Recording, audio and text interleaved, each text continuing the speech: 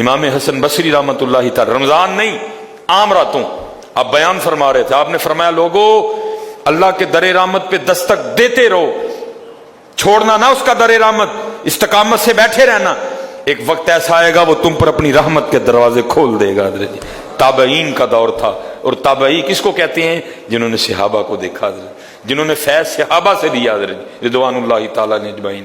ایک اماں جی اٹھ کے کھڑی ہو گئی اور کہتی ہیں او حسن آج تو آپ نے نئی بات ہی سنا دی۔ آپ نے فرمایا کیوں، کیا ہوا؟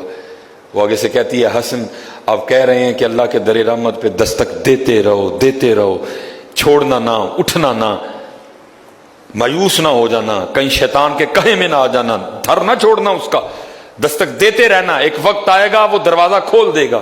آپ نے فرمایا ہاں میں نے اسی طرح کہا ہے۔ تو آگے سے پوچھتی ہے حسن آپ کہہ رہے ہیں کہ دروازہ کھول دے گا، مجھے یہ تو بتائیے اس نے اپنے بندوں پہ دروازہ بند کب کیا ہے؟